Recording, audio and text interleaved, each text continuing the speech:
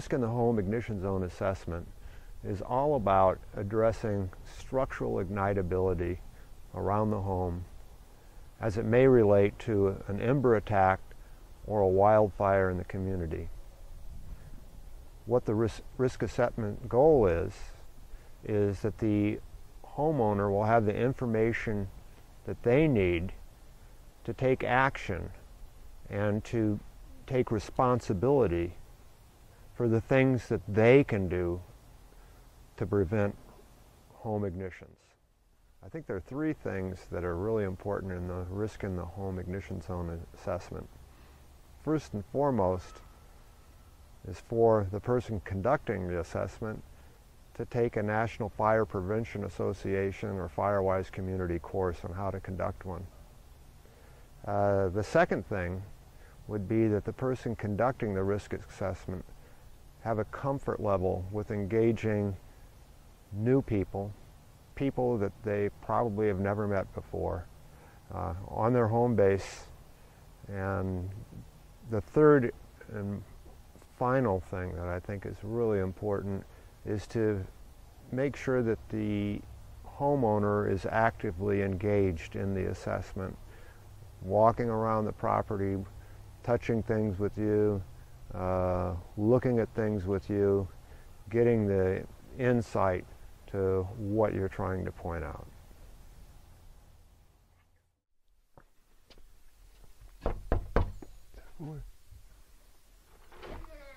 Hello? Good morning, Jarrett. Tom Esgate with the Lassen County Fire Safe Council. Oh, welcome.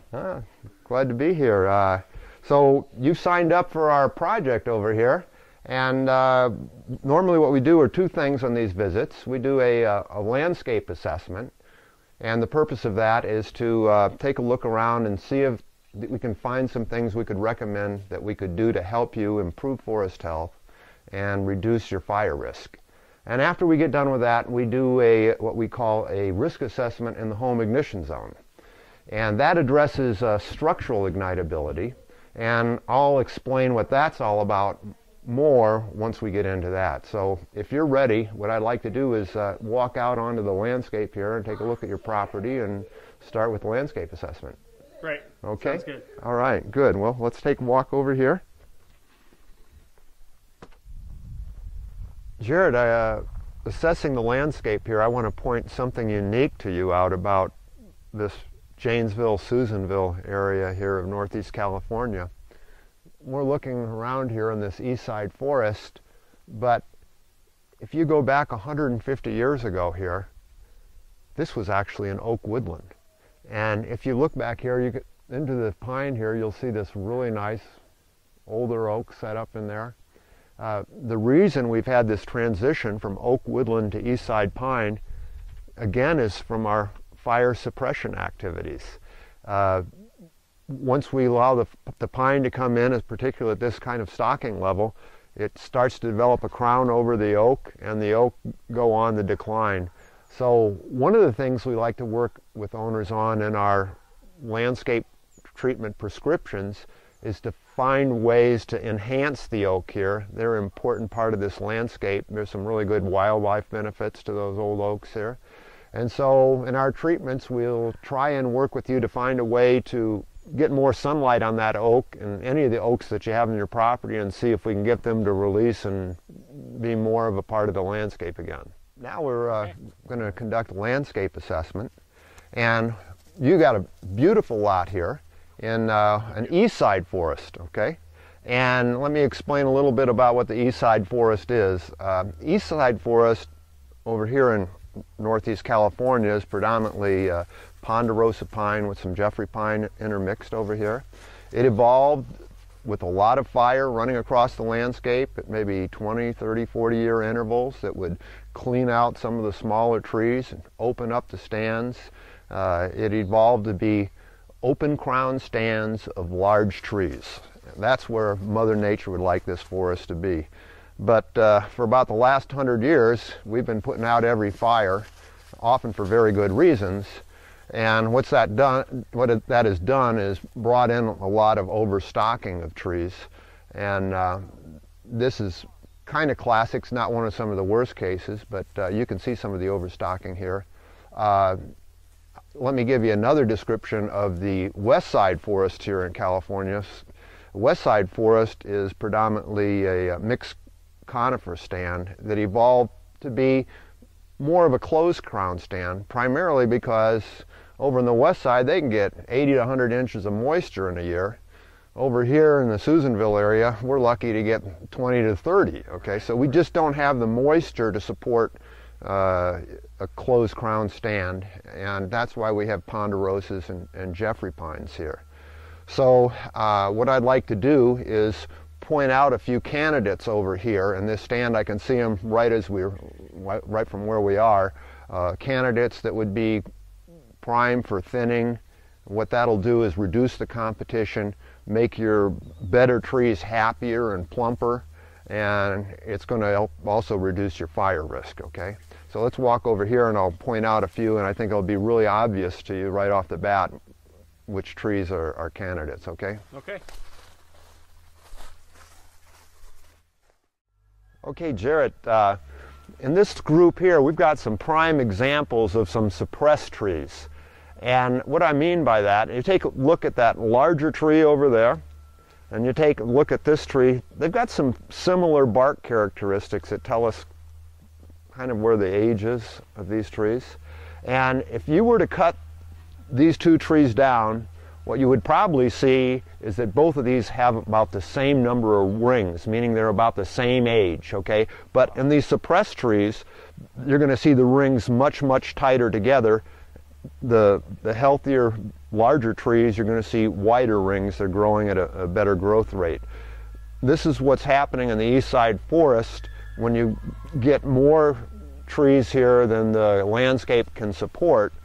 They become suppressed, and they've been suppressed so long that even if we were going to cut all the big trees down and leave these guys, they're probably not going to release and become healthy trees. So the candidates for our thinning are these kind of guys, and then as you look up the tree, you'll see some other odd things about them. They have, you know, less bole to crown ratio, and by that I mean the bole is the stalk of the tree itself. The crown are the needles and the limbs. You'll see these trees starting to look really, really stemmy. That's signs that they're under stress.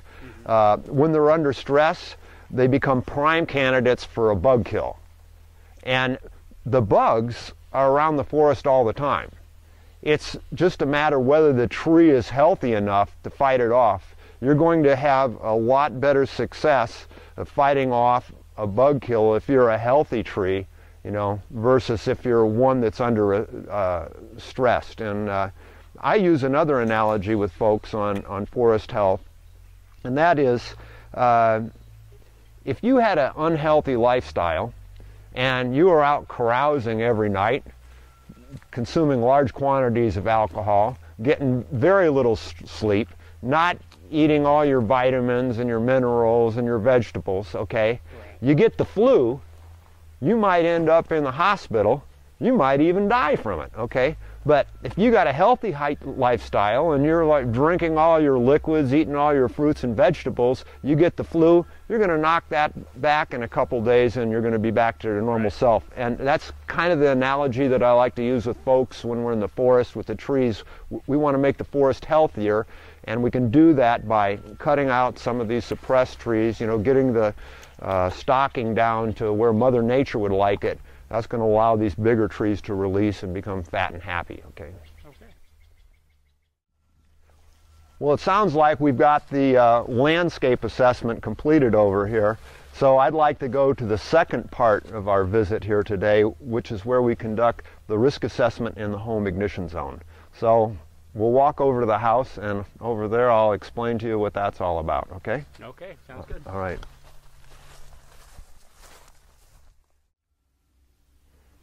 Okay, Jared, now we're going to step into the risk assessment in the home ignition zone, and let me give you a little background as to why we're doing this.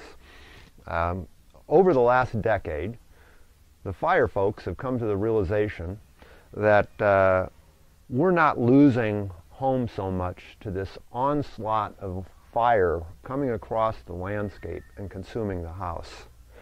But more often than not, we're losing homes where the structure ignites first as the result of an Ember event or an Ember attack from a fire that might be occurring from a mile away, a quarter mile away. If you were in Australia, maybe 20 miles away. And the reason that happens is because us humans have a propensity to do some really neat things around our home that are more volatile than Mother Nature could have ever dreamed of. And here in California, that's standing everything on its head, because we have this huge push for 100-foot clearance. And that's really important. But that's not how we're losing a lot of our homes, or even most of our homes. That's designed to deal with the onslaught of fire coming around the landscape. And the risk assessment in the home ignition zone, the purpose of that is to take a look around the structure and find the things that might be set up to be the ignition source to start your house on fire. I'll give you another example too. If you look at some of the reports or news items on the Angora fire that happened 2 or 3 years ago down in Lake Tahoe, you'll see photos of some burnt house pads there. And you look at the burnt house pads and you'll see trees that are still partially green on the side away from the house and scorched from the house. And this is happening all across the West and the country, that they're seeing these things. And they're saying, this is the evidence, you know, the fire started at the structure and then spread out to the landscape. So that's why we're doing the risk assessment in the home ignition zone. Right from the get-go here, I want to point something out to you. We're standing here by your beautiful wood-sided home, and I want to come out here on the record with you that, you know, there's really nothing wrong with living in a wood house, okay? We could take a propane torch and put it up against your house here for about a minute, pull it back, we're going to have a black mark and we're not going to get a fire started, okay? What it takes is sustained heat, sustained flame for a longer period of time up against that wood to get your house on fire. And those are the kinds of conditions that we're going to take a look around your house to point out some things that you might be able to take some action on that would reduce your fire risk from an Ember attack. Okay? Okay. All right. Okay, Jarrett, here we have some of our prime perpetrators for increasing your fire risk from an Ember attack. These lovely little guys here that are called Junipers. And the problem with these guys is they burn like gasoline. And what is really neat about them is they have a propensity to grab on to all kinds of dried leaves and pine needles, and this really sets it up really good. This is the kind of thing, when we use our analogy of the Boy Scout trying to get a fire going with one match, and I can guarantee you one match or even a little ember here gets down into one of these little pockets down here. That's going to get the fire going, and it'll be no time at all before this become really hot and burning, and it's right up against your wood siding. And this is the kind of thing that makes a wood house risky. If you remember, we talked about putting the torch in the house. It's not going to burn, you know, if we pull it off. Well, you're going to have sustained heat for a long period of time. You know, one of our sister councils in Nevada County has a program called Junk the Junipers. And I'm a proponent that we all ought to be joining that campaign. However, if you just have to have junipers, there are some things you can do to mitigate it, but it's going to be high maintenance on your behalf. What you have to do is do some thinning from below to get some space in there between the ground and the bottom of the juniper, and then you've got to constantly be out there with a rake or something to make sure that you don't have any of this stuff, and then you'll reduce your risk. You'll be far better off to replace it with something else. You know, our council has come up with this Firewise landscaping guide that we put together, And I want to do a little commercial break here that we always say that we love our county supervisors because they provide the funds for us to do this kind of thing. And this is being shared with fire safe councils throughout California and Nevada. And it will give you recommendations for the kind of plants that are fire friendly. And it'll also point out the ones like these junipers that will burn like gasoline. So take a look at that after we leave today, and that might help you. Thank you.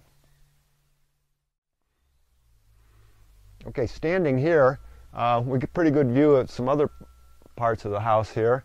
I notice you've got screen vents up there, and that's important, okay? You want to have screen vents to make sure embers can't get in there and poke around and start burning your house down. You've got gutters up there, and that's another thing that you need to take special care of and make sure you keep those clean, particularly in fire season. Not so much in the rainy season when you're worried about the water stopping and not flowing down, but in fire season where those embers up. And take a look up there. There's some perpetrators hanging out of your gutters up there. Yeah. I'll point another thing out to you though. Believe it or not, those plastic gutters are probably a safer bet than the metal ones, because what happens if they start to get hot, they're going to droop and fall down instead of putting heat up against your house. Okay, but you don't want to give that an opportunity to happen, particularly when we have all these nice junipers down here to have the flaming, crashing gutter falling into, you know, from an Ember attack. Okay, one other thing I'd like to point out, you know, we do have a wood walkway. There's not a real problem with wood walkways. Same thing applies to your siding. You could put a torch on it, probably wouldn't ignite right away, but you do notice that we get some pine needles and things build up around that. You want to make sure that, particularly during fire season, that you keep this cleaned out. Something a little bit interesting on this one, you might want to think about this in your long-term planning. You got some wider cracks that I've seen in some other wood walkways, and you'll notice you've got a lot of that little fine fuel down in there. That could be something of concern. On these risk assessment in the home ignition zones, by the way, I like to use a scale from 1 to 100 to folks, you know. And if it's 1 to 20 or so, the risk is probably pretty benign, okay? If it's up to 80 to 100, you know, we're saying, hey, if there's a fire anywhere near here, an Ember attack, your house is probably going to burn, okay? This walkway down here, I think it's probably getting up to 60 or 70. So, you know, it is something that in your long-term planning you might want to consider about. Junipers, they're up in the upper scale too, so that's something that, you know, you want to be thinking about long-term to take some proactive action on that. Okay, I think we've got this part of the house covered. Pretty good shape. I think our major point that we want to maybe work on in the future is the junipers, but let's go ahead and take a walk around here and look at some other parts of the house as we go.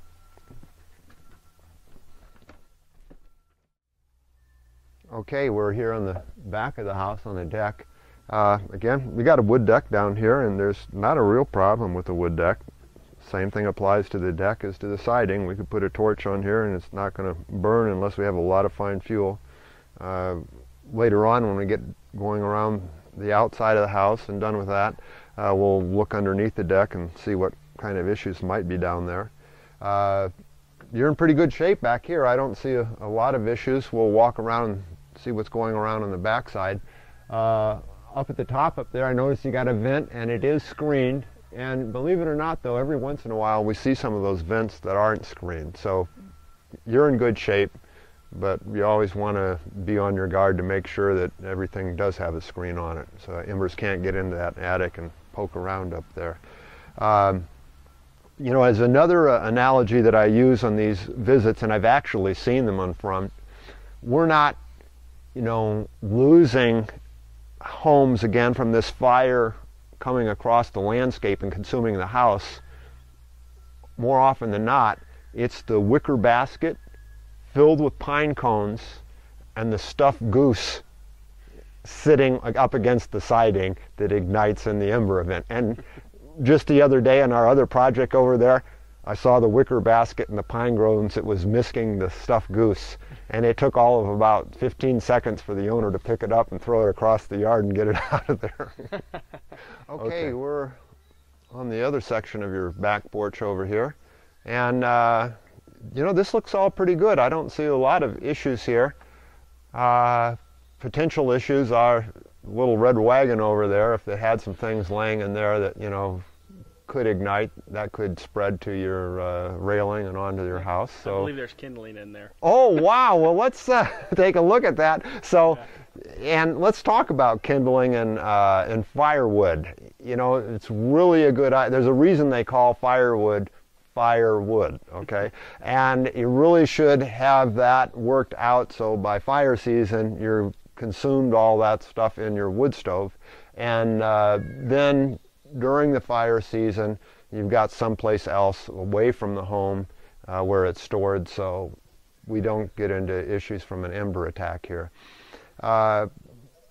Your furniture looks in pretty good shape, but one thing that we do see once in a while are folks with like stuffed pads, you know, that go on to the chaise lounges and things like that. Those things can be issues during fire season, and what I tell folks, you know, when the ember attack comes, you might be down in Reno or Sacramento or somewhere else, and that cushion will be here, you know, and that could possibly ignite. And we tell folks, you know, when you know that you're going away during fire season, take that cushion, open the door, and throw it inside the house, and make sure it's not outside where it can be subjected to embers, okay?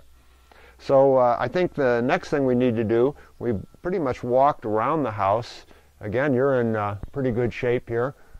We do have gutters over here that could use a little cleaning in them. I see a couple of pine needles sticking out.